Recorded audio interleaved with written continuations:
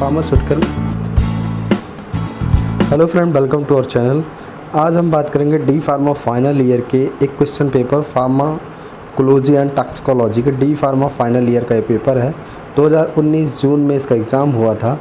आपको पहले ही बता चुके हैं कि एग्ज़ाम 3 घंटे का होता है और टोटल मार्क्स 80 होते हैं। आप यहाँ पे देख सकते हैं टोटल 80 मार्क का पेपर होता है। एक चीज़ आप जान लो कि डी फार्मा फर्स्ट ईयर का सिलेबस चेंज हुआ है। डी फार्मा सेकेंड ईयर का अभी इस साल पुराना सिलेबस चलेगा, तो इस वजह से ये अभी पुराना पेपर अपलोड कर रहे हैं। और एक आप लोगों के लिए गुड न्यूज़ है कि कल शाम तक डी फार्मा फर्स्ट ईयर का एनाटॉमी का पेपर नए सिलेबस के अकॉर्डिंग चैनल पर अपलोड कर दिया जाएगा। तो प्लीज़ आप लोग उस वीडियो को ज़रूर देखिएगा। वो क्वेश्चन पेपर मैंने खुद फ्रेम किया है और एग्ज़ाम पॉइंट ऑफ व्यू से बहुत ही इम्पॉर्टेंट वो वीडियो रहेगी। और अगर आप उतना ही सॉल्व करके जाते हैं तो मेरी गारंटी है कि आप कम से कम नहीं तो एग्ज़ाम में पास हो जाएंगे अच्छे मार्क्स से।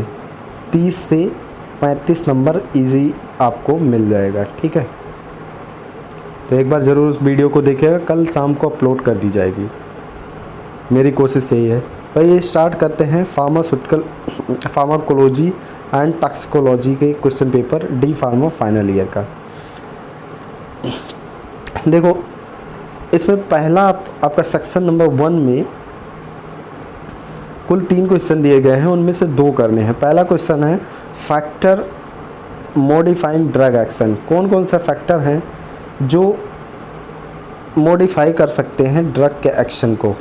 ठीक है, या तो अल्टर कर सकते हैं या बढ़ा सकते हैं। मोस्टली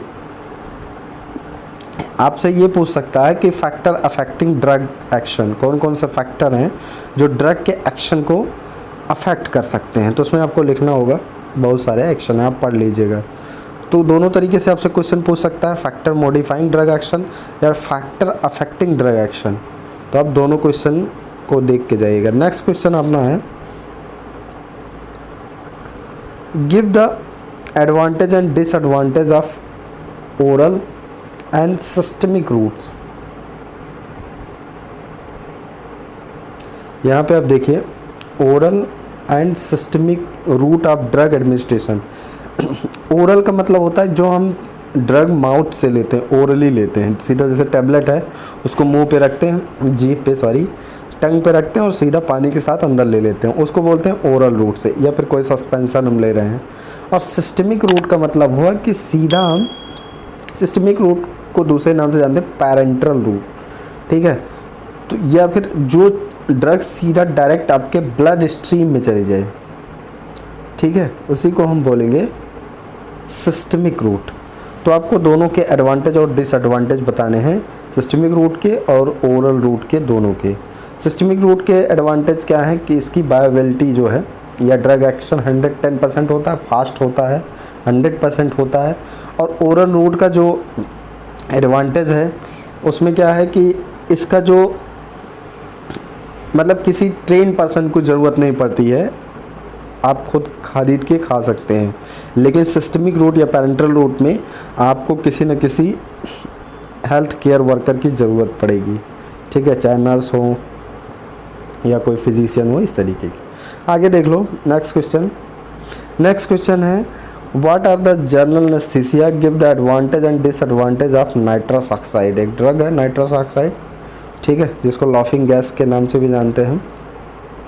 कह रहा है जनरल एनेस्थीसिया क्या है और इसके एडवांटेज और डिसएडवांटेज के बारे में बताइए। तो देखो, जनरल एनेस्थीसिया हमने आपको बताया था फार्मास्यूटिकल केमिस्ट्री का जब वीडियो अपलोड किए थे सेकंड का, तो उसमें आप देख सकते हैं कि देखो हमने आपको बोला था लोकल एनेस्थीसिया और जनरल एनेस्थीसिया ज़रूर पढ़ लेना।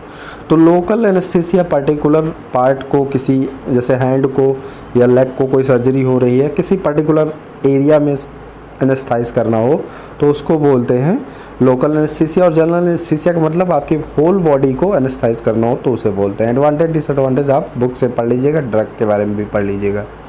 नेक्स्ट क्वेश्चन अपना देख लो।